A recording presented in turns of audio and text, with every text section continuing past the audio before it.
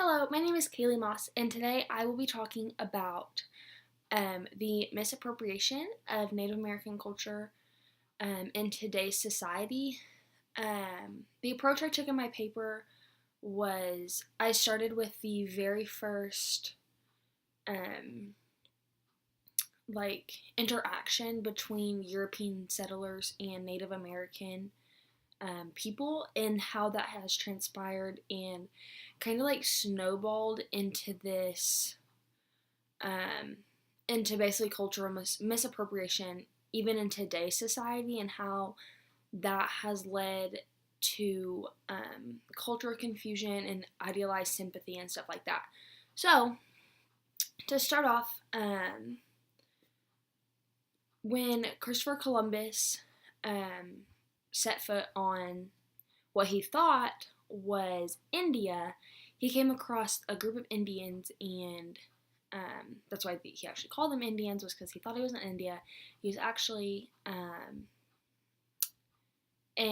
on the United States, what it is today.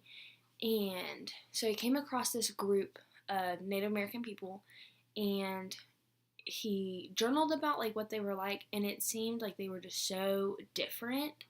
Like their culture and the way they lived was so different from Columbus and the people that discovered America in a sense. And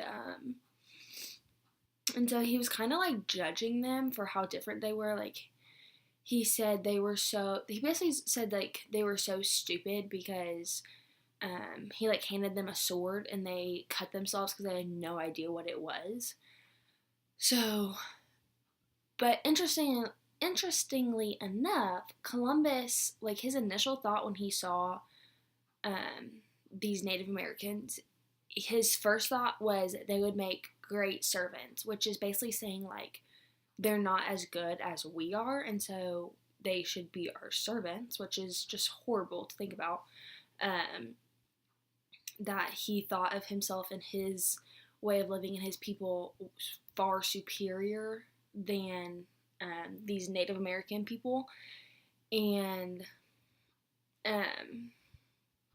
so yeah, that was the first encounter with Native Americans, and then since that time it has just kind of spiraled out of control basically, and has never changed or gotten better. It's actually gotten worse in society.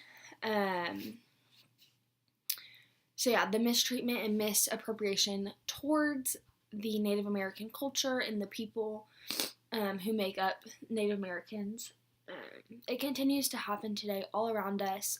It's in the music we listen to, it's in the movies we watch, and it is even evident in the school system. And I'll talk about that later. But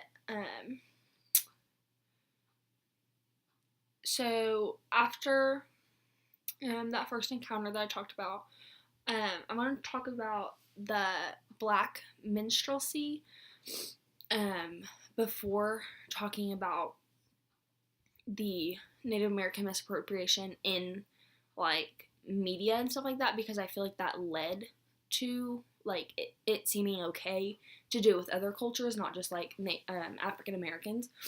So black minstrelsy was basically, so there was these shows, that minstrel shows, minstrel shows, and they were the first form of American entertainment that we know today. And they noticed that if the audience took well to the performance and really liked the performance, then they would get paid, or not paid, they would get money thrown at them and cheers. And so they associated that with a positive show. And so they started to do things that the audience would approve of and that they would to get the praise and the money thrown at them and stuff like that. So minstrelsy was occurring during the time that slavery with African Americans was very popular in the South, especially. And so this all these white people were super curious about the way of living of African Americans. And they, like, white people just saw, like, African Americans as being so different from them that they didn't really see them as being, like, the same, like, on the same level. Hence why they were their slaves and not, like, equal counterparts. So in order to, like, depict black individuals in these shows, people started, like, using burnt cork, and they would, like, put it on their face and, like, on their skin to make it seem like they themselves were black, when in reality they were white people pretending to be black for the sake of a show. So this really, like, stereotyped African Americans and depicted them way inferior to white people.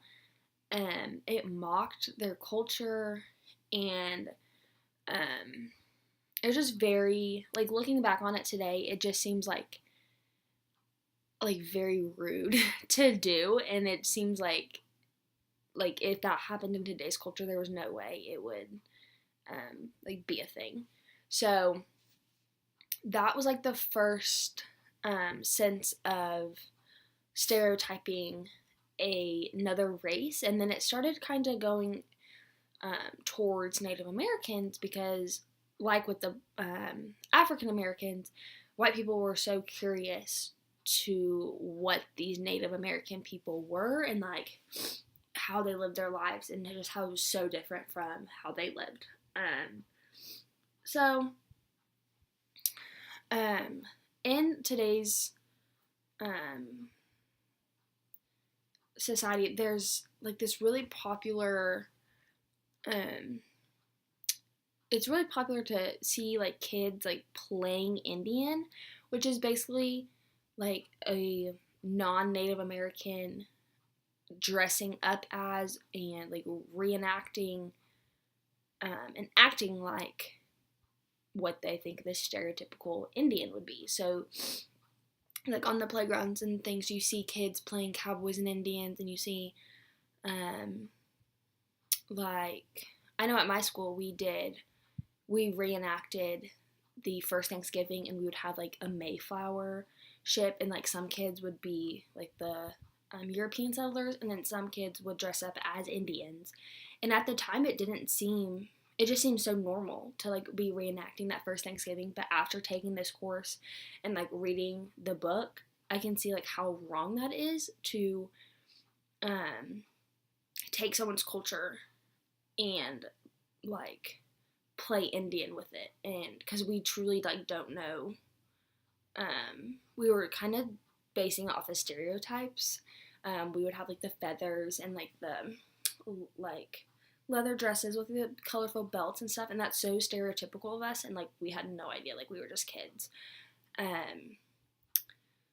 So yes, and that can also be seen, I talked about it in my paper, how playing Indian is very evident in Peter Pan's What Makes the Red Man Red, and it's, like, the song that they played during Peter Pan's initiation ceremony, and there's a lot of things going on during that, like, 2-minute song that like, we look at today, and it's like, wow, like, these are all stereotypical things that this movie is portraying these Native Americans to be.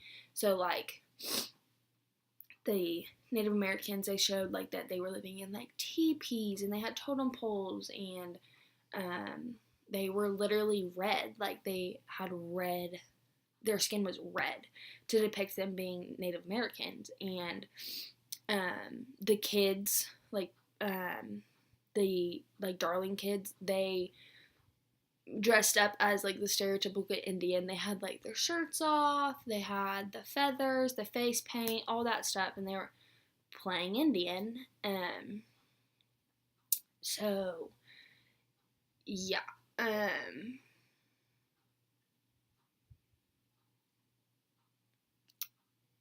So so this act of playing Indian and singing Redface being portrayed in popular songs and films such as Peter Pan.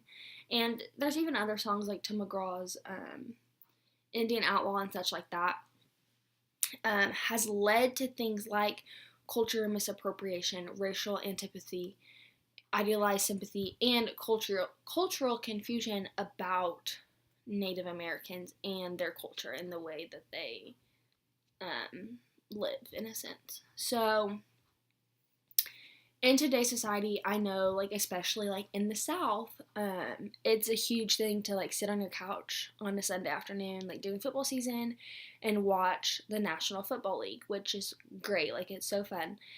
But there's one team in particular that has come under fire in the recent years, the Washington Redskins, which I'm sure everyone is very familiar with. But that is an example of cultural misappropriation because they are getting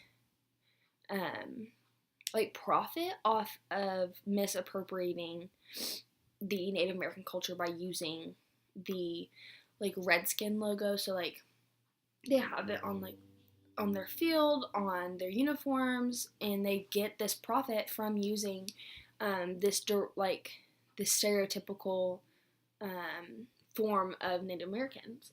And so the definition of cultural misappropriation is the intentional theft of tangible or non-tangible cultural commodities by an outsider with the intent to be used for economic gain or to intentionally create a stereotype. So that's exactly what the Washington Redskins are doing. They're using this logo of a redskin to gain profit from the National Football League. And so yeah.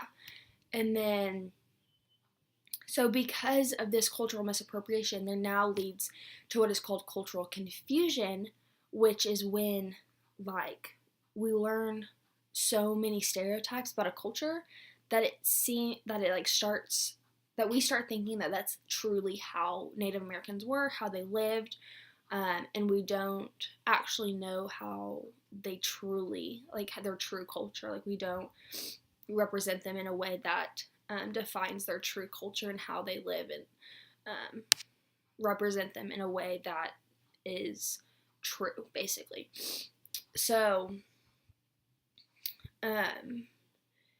and so the stereotypes that we, like, give Native Americans, those are also called racial antipathies. So it's just basically stereotyping people, seeing, like, the red face, the feathers in the hair, the paint on the skin, and the teepees, like, just everything that we depict Native Americans as doing or being or living, like, just stuff like that. So just as, like, cultural misappropriation of Native American culture leads to cultural confusion also leads to idealized sympathy, which is basically just the act of having sympathy towards a culture that does not actually exist. So the cultural confusion is when we we confuse the, like, fake culture for the real culture, and that leads to idealized sympathy, which is we're feeling so bad for all these stereotypes that we're giving the Native Americans, but it's, like, not real. Like, it's imaginary, and we, like, feel sympathy towards that, towards this imagination that we have of Native Americans. So that is how the first interaction with Native Americans has kind of snowballed, and it's turned into, it's just, like, stereotypical stuff that really just needs to stop. But this class has taught me so much about